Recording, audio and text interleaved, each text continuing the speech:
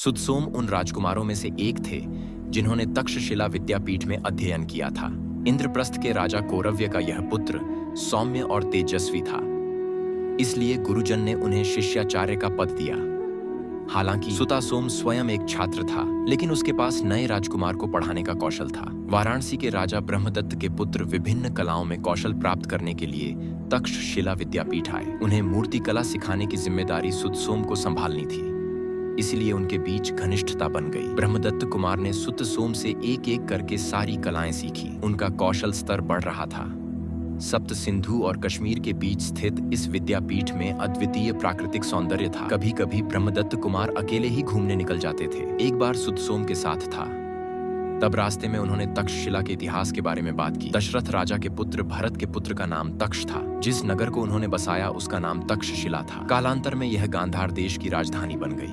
यहाँ विद्यापीठ स्थापित हुई और प्रतिष्ठित हुई। सुतसोम को याद आया कि बातचीत के दौरान कुमार का ध्यान चिड़िया के घोंसले की ओर चला गया था। उपवास के दिन ब्रह्मदत्त कुमार वैसे ही चले गए, शिकार करने नहीं गए।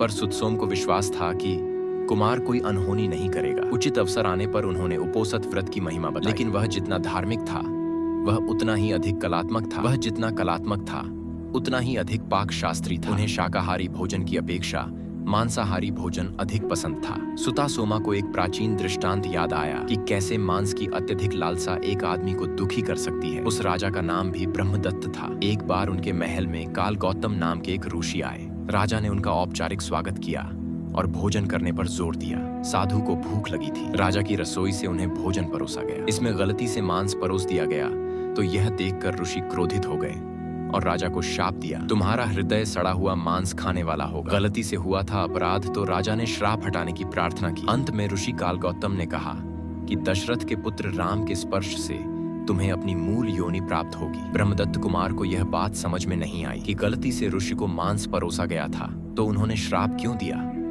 उन्हें मांसाहार में कोई बुराई नजर नहीं आती थी। ब्रह्मदत्त कुमार मूर्तिकला की कला सीखकर गुरु दक्षिणा के रूप में कुछ देने के लिए उत्सुक हुए तो उन्होंने शिष्य को हक से पूछा, उपवास के दौरान मांस मत खाओ, हिंसा मत करो। उस समय सुतसोम को वचन दिया, परंतु राज्य में आए ब्रह्मदत्त कुमार वचन भूल गए। जाहिर तौर पर उन्होंने यह सुनिश्चित किया कि उपवास के दिनों में कोई हिंसा न हो, लेकिन उन्होंने अपने रसोइये से कहा, मेरे लिए मांस बचा कर रखो। अब कुमार स्वयं राजा बन गए थे। राज्य में आनंद मंगल था। राज्यसभा में मंत्री और सेनापति राजा को प्रसन्न करने के लिए अपनी उपलब्धियों का विवरण प्रस्तुत करते थे, लेकिन वह प्रसन्नता केवल भोजन के समय तक ही रहती थी। राजा ब्रह्मदत्त कुमार मांस का भोज किए बिना नहीं रह सकते थे। एक बार राजा का रसोइया नाटक देखने के लिए गया। उन्हें रसोई बचाने पर गर्व था। आकर देखा तो राजभवन में राजा के लिए रखा मांस कुत्तों ने खा लिया। अब क्या करें? वह जानता था कि यदि उसे उचित भोजन नहीं मिलेगा तो महाराज क्रोधित होंगे। जब वे क्रोध में होते हैं तो दुर्वासा की तरह कठोर दंड देते हैं। लोग व्रत उपवास की मर्यादा का पालन करते थे। इन दिनों कोई हिंसा नहीं हुई। मांस कहाँ मिलेगा? हालांकि गुप्त तरीके से जांच की गई पर कुछ भी नहीं मिला। आखिर उदास रसोइये को श्मशान की याद आई। वहां कुछ मिलेगा तो चांदी की छुरी और सोने का बर्तन लेकर श्मशान घाट पहुंच गया। सौभाग्य से एक लाश को पूरी तरह से जलने से पहले ही लोग चले गए थे। रसोइया मुर्दे के पास गया और लाश की जांघ से आवश्यक मांस निकाला और चुपचाप महल आकर रसोई तैयार कर ली।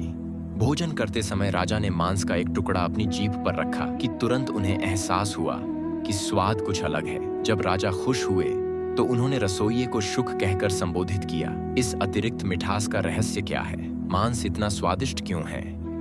महाराज, मैंने भोजन को अतिरिक्त सावधानी से तैयार किया है ताकि आपको यह अतिरिक्त स्वादिष्ट लगे। मैं धन्य हो गया महाराज, मेरी कला सार्थक हो गई। ऐसा तो हर दिन होता है, लेकिन आपकी कला से आज का मांस इतना स्वादिष्ट नहीं हो जाना चाहिए। मैं आपके कौशल से परिचित हूँ। मुझे लगता है कि आप मुझसे कोई राज छुपा रहे हैं। रसोइया ने सच उजागर करने के खतरे को समझा और हाथ जोड़कर उस प्रस्तुति को दोहराया। राजा को खाने में इतनी रुचि हुई कि उसने फिर से पूछना जारी रखा। भोजन के अंत में उसने मुंह धोते हुए कहा, मेरे हथियार लेकर आने के बाद क्या तुम सच बताओगे?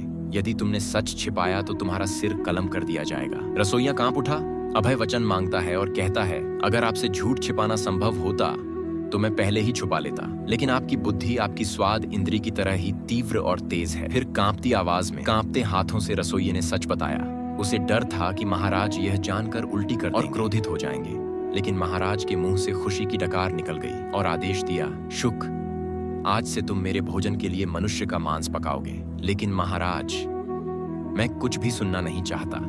इतने स्वादिष्ट भोजन के बाद तुम मुझे किसी अन्य भोजन से संतुष्ट नहीं कर पाओगे। लेकिन रोज रोज श्मशान में लाशें कहाँ होती हैं महाराज? और अगर हो भी तो लाश को पूरी तरह जलाए बिना ही लोग नहीं चले जाते हैं। मैंने जो मांस पकाया वह जांघ का था।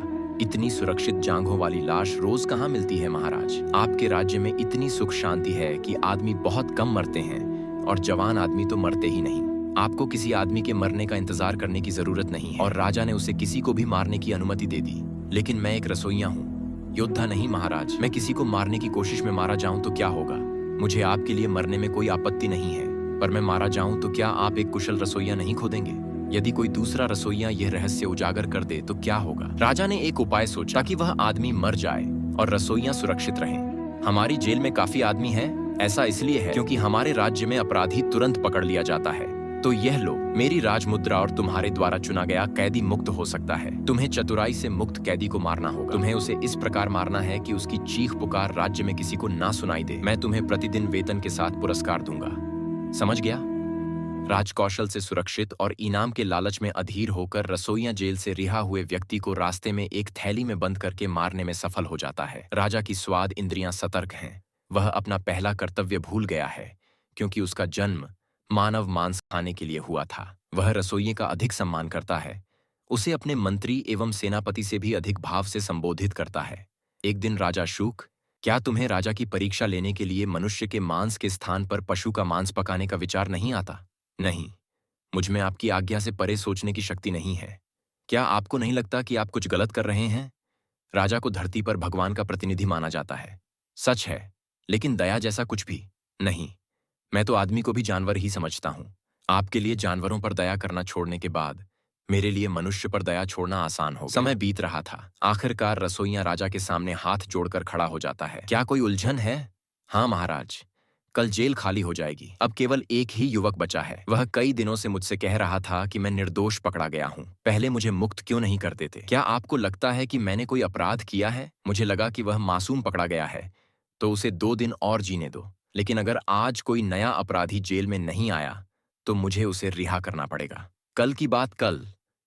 इतना कहकर महाराज अंतपुर में चले गए। रसोइये को अपने किए पर पश्चाताप हुआ। दूसरी ओर वेतन और इनाम से ऐसा लालच बढ़ता गया और सबसे बड़ी संतुष्टि यह होती थी कि राज छिपा पाने में सफल हो रहा हो। आदमी जेल से छूटकर अपने घर चला गया कि यम सदन यह कैदियों को पता ही नहीं था। रिहा होने को लेकर उनमें वैसी उत्सुकता भी नहीं थी। जो लोग जेल से निकले वो भगवान के प्रतिनिधि राजा के पेट में चले गए। वे दुनिया में अकेले थे। वे पहले से ही इस सच्चाई के साथ जी रहे थे कि मनुष्य अंततः अकेला है, इसलिए उसकी देखभाल करने वाला कोई नहीं है। फिर जेल में आकर पूछताछ करने की जहमत कौन करता? महाराज की कृपा से जो लोग जेल से बाहर आए उनके लिए मुक्ति के मायने कुछ और ही थे, और उसके बाद की वास्तविकता से अनजान लोग धर्म, अर्थ, काम, मोक्ष, इन 4 पुरुषार्थों में लगे रहते थे। जेल के आखिरी अपराधी राजा का भोजन बनने के बाद रसोइया हाथ जोड़कर खड़ा हो गया। आगे की कहानी जानने के लिए चैनल को सब्सक्राइब जरूर करें।